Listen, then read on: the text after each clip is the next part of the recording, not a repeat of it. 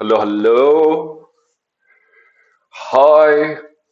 Yeah. So one thing, I was actually looking at. I was researching how to be better at YouTube.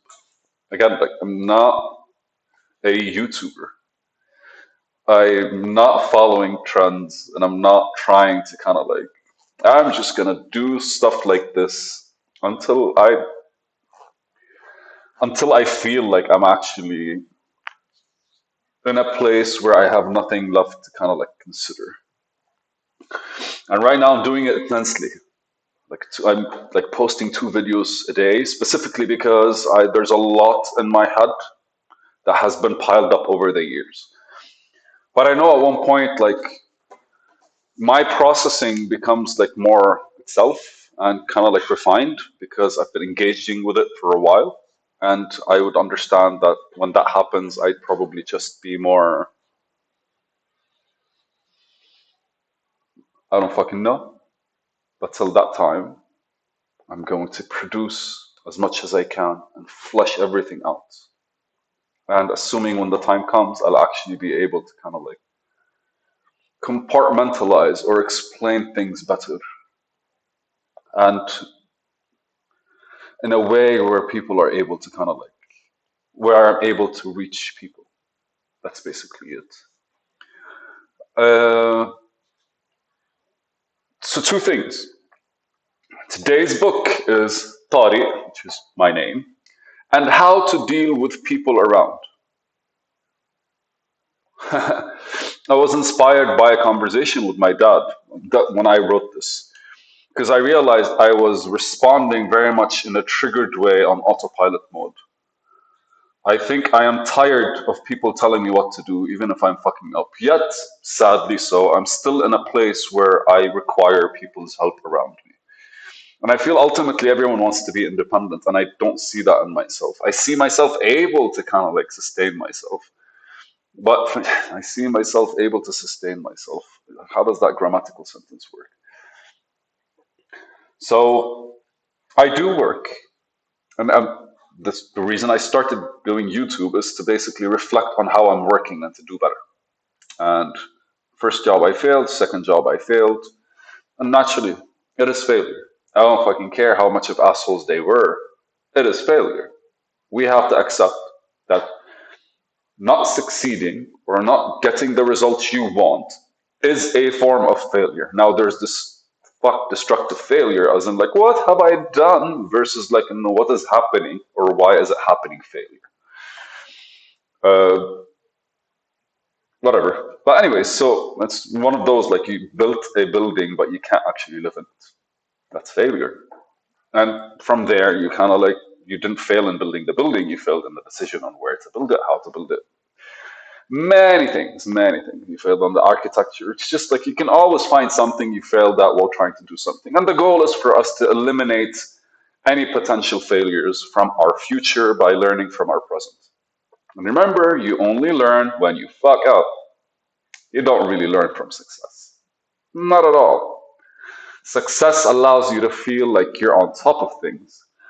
And there's a beautiful thing because Marcus Aurelius apparently had a guy, a slave behind him back then, right? Like, that kept reminding him on the hour that he's a man, so he does not kind of like get lost in his head, which is a beautiful way to be present, right? Because like you always kind of like have to ask you, what does the present moment require?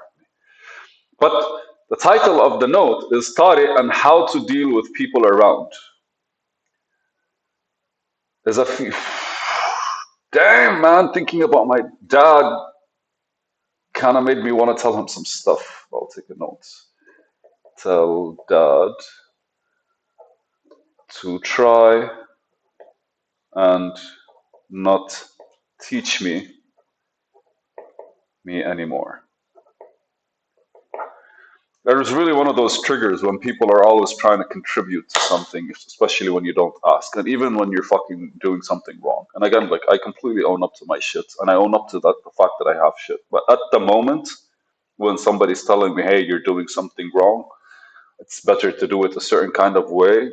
I completely understand their point of view, but it's just one of those 38-year-old habit or pattern where you look at them and you go like, fuck off, I'm not interested. But as we evolve, we do it in different ways.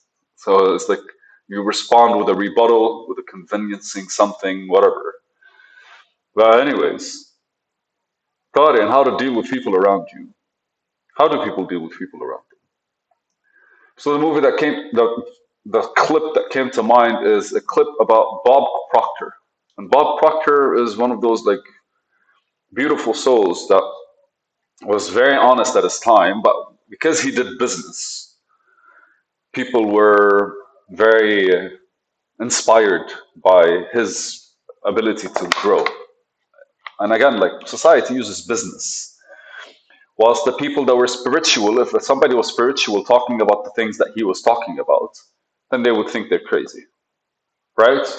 And it feels like he had proof and substance of substance that allowed him to sustain himself, at least as an inspirational image when it comes to people. Because, like, again, people are judgmental, and if you don't have something they're looking forward to having, they would look at you and be like, "What the fuck are you talking about?"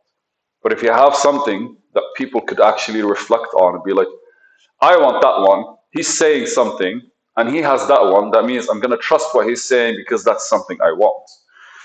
And on the other side, if I'm saying something that makes just as much sense, but I don't have anything they want, they're gonna look at me and be like, "You still rely on your family for support?" And I'm like, "Yes, I am. I don't care, do I? I do care, but it's fine. I'll get over it. I have an paying job actually right now, but it's gonna pay me in mid-January. So sustainability is a bitch.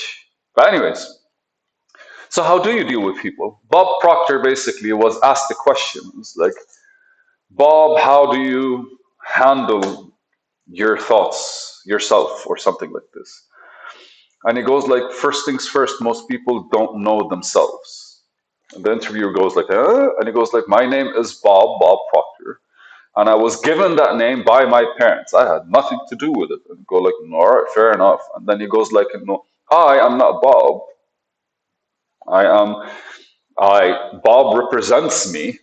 Bob is basically who you're talking to, but I don't identify as Bob.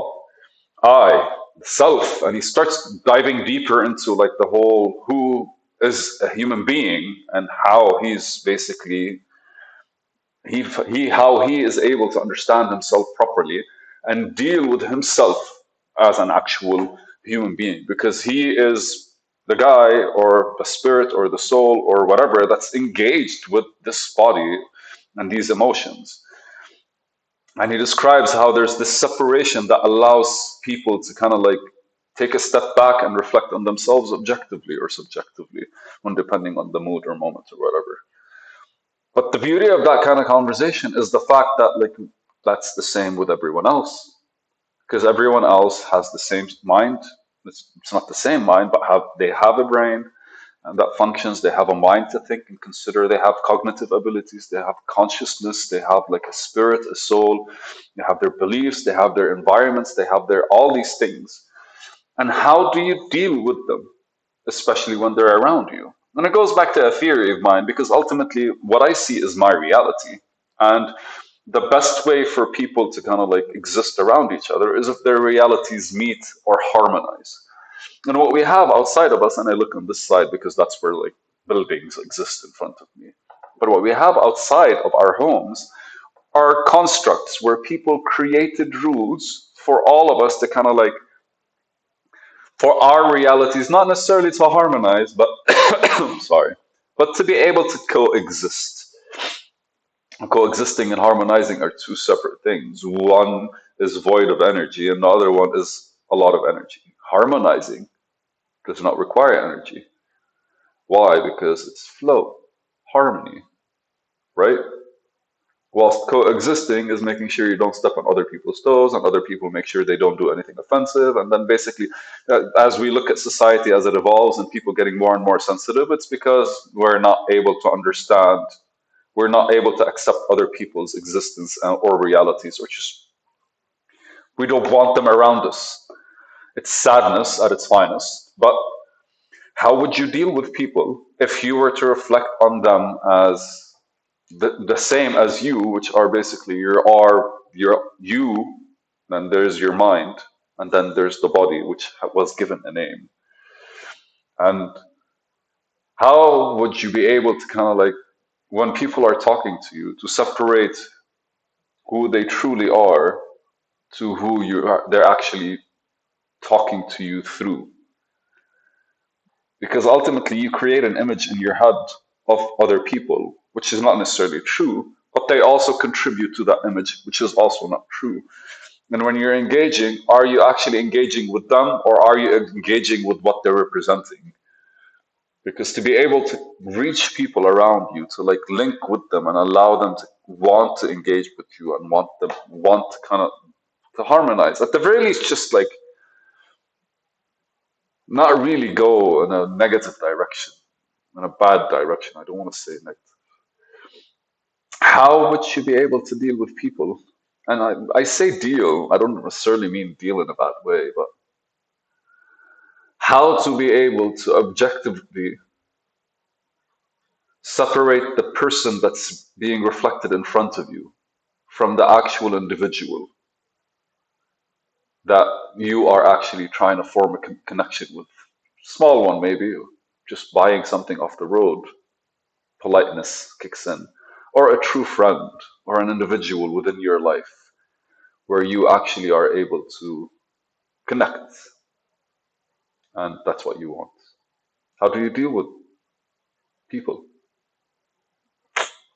All right, I just completely like did not get to a point, but at least I separated how I see the world differently when it comes to people. Thank you.